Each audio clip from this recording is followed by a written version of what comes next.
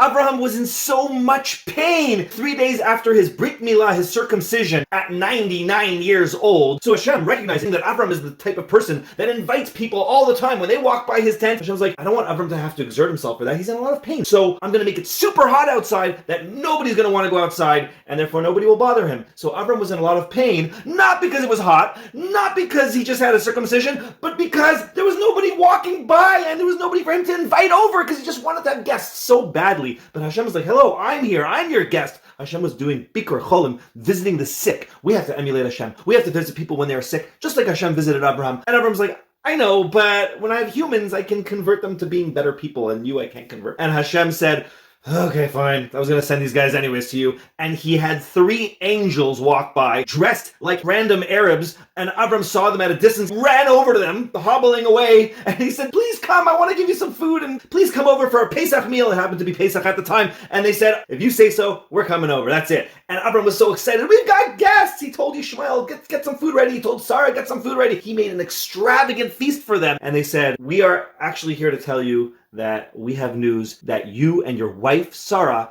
are going to have a child exactly next year. Now, Avram already knew this because Hashem just told him last week's Parsha, but Sarah didn't get a chance to hear that yet. I'm guessing because it was 3 days ago, and since then Avram had a bris, and he couldn't move, and he was kind of preoccupied with the pain. So when she heard this from the other tent, she started laughing. There's no way! I'm old, my husband's old! And Hashem had to break in and say, wait, 1 second, why is she doubting me? She was like, I wasn't laughing. Hashem was like, yeah, you laughed. One angel got to leave because his job was to just tell Avram that he was going to have a baby boy on Pesach next year. The other 2 had other jobs, to go to the evil city of Sodom. One of them was supposed to destroy the city. The other one was supposed to save Lot and make sure that he and his family remain alive. And he healed Avram from his pain of his circumcision. One angel had the same mission of saving. Saving! That's what Jews do. We save. Even Hashem himself came down to Abraham and said, Abraham, you're a good guy. You're actually going to have children that walk in my ways and perform charity. So I feel that I should tell you that I'm about to destroy Sodom because they don't do charitable things. In fact, there's a woman crying and screaming right now because they are torturing her to death on account of the fact that she gave food to a poor person. Stop! Hey, what are you doing? You there! Stop! Don't you know we have rules here? You are not allowed to give food to anyone. I'm sorry.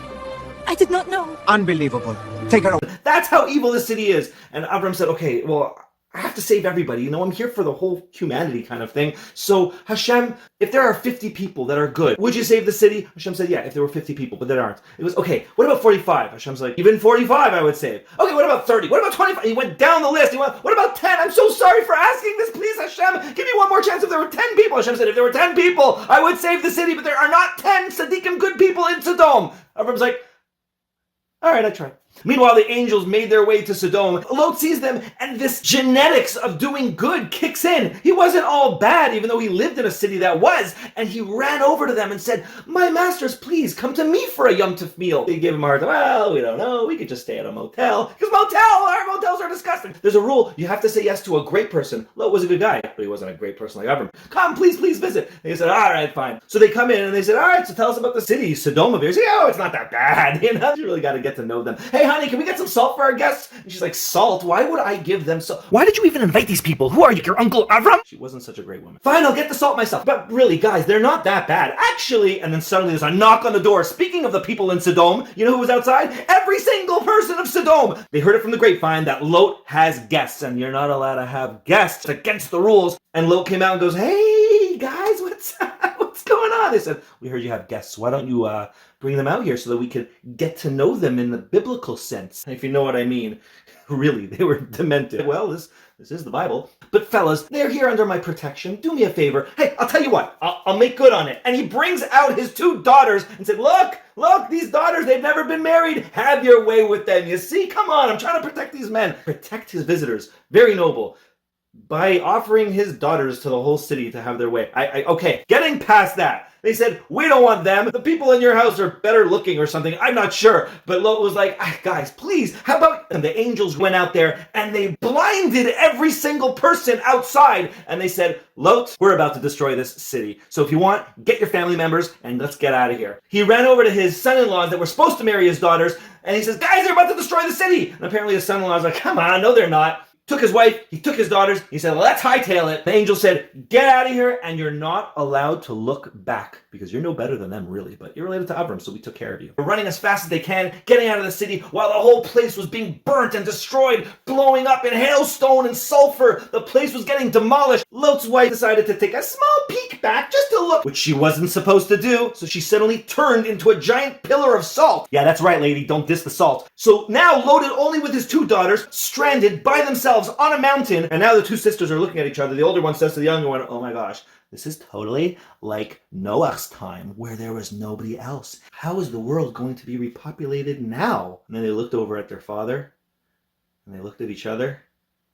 And 9 months later, they had babies. The younger one named her child My Nation, because the child came from someone in her nation. The other one was more blatant. She named him Moab, from my father. Yeah, great. After Sodom and its surrounding cities were destroyed, Abraham had nobody to have for meals. He also didn't want to live in that area anymore after he heard plenty of rumors about what his nephew was up to. He's like, I'm going to distance myself a little further. And so he ended up in a city called Gerar. The king Abimelech saw his wife Sarah, and just like Paro before said, who is that? And he's like, my sister. And Sarah's like, oh, are we doing this again? He brought Sarah to his palace. Certain activities he was suddenly unable to perform, so he fell asleep, and Hashem came to him in a dream and said, that woman you are with is a married woman. He's like, I had no idea. She said she was the sister. I asked her husband, and he said that's her sister. I asked her camels. Even the camels said, yeah, don't worry, sister. Yeah, go ahead. You're going to punish an innocent? I'm an innocent man. And Hashem's like, I know. Just don't worry. Just give her back to her husband. He'll pray for you, and you'll be able to perform things again. Next morning, Abimelech goes to Avram and said, you said she was your sister. What did you do? He goes, yeah, I got to really stop doing that. But seriously, when a new family comes to your city, is the question, hey, do you have something to eat? Do you have a place to stay? Or is the question, hey, who is that? Is that your wife? Is that your sister? Okay, you know what? If you got questions like that, I know what's on your mind. Abimelech's like, all right, fair say. You're welcome to live here. Do your thing. Exactly 1 year after the angels visited Abraham,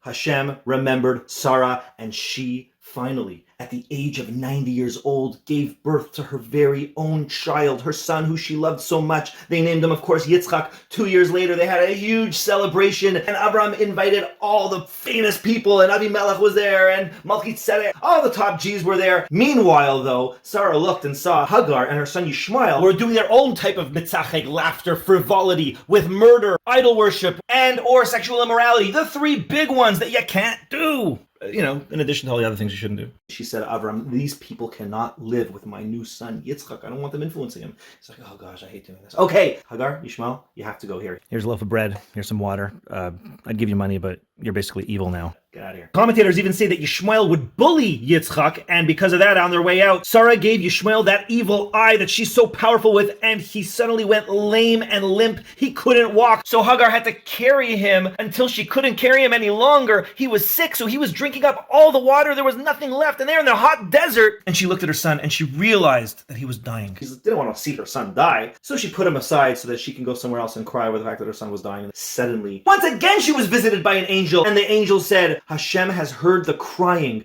of your son Yishmael. Yishmael was bawling, he was crying, he was doing teshuvah, all the murdering, all the idol worshipping. The angels actually suddenly, for one time only, called him a tzaddik, a righteous person. That's how sincerely he regretted his actions and wanted to do better. If only he would be saved. That's what happens when you're in these predicaments, right? Suddenly you become the most righteous person in the world. And in merit of that, his mother looked up and she suddenly saw another well, and she was able to give her son water. They were able to make the trip back to Egypt, and he started becoming that great nation that they promised that he was going to be. Later on sometime, Abimelech, still not done with Abraham, paid Abraham a visit and said, we need to make a deal between you and I that we're not going to harm each other ever. So I was like, when have I ever messed with you? And so they made a pact right there, and everything was peaceful for a long time. About over 30 years later, Hashem came to Abraham and he said, I gave you a hard time all your life. A fiery furnace, you had a war with kings, you had to go down to Egypt. I tested you. You proved yourself to be perfect in all these tests. And here's the last thing that I ask of you.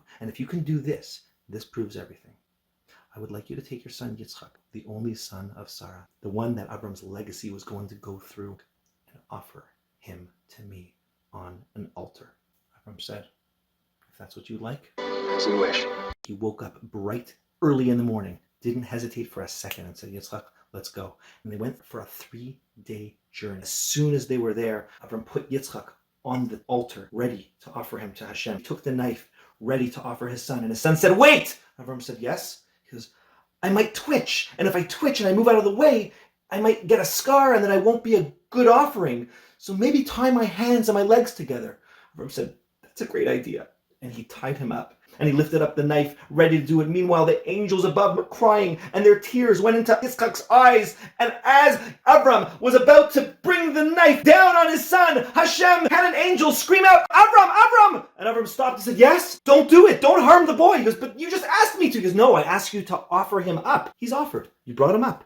Now bring him down. You have proved yourself that you are willing to offer every single thing that is near and dear to you for me, just because I asked without ever having any question. And because of that, your descendants will be my people. And by the way, there's just been a daughter born to one of your relatives, and she might kind of be a good match for Yitzchak. Not saying, just saying. We'll find out in next week's Parsha.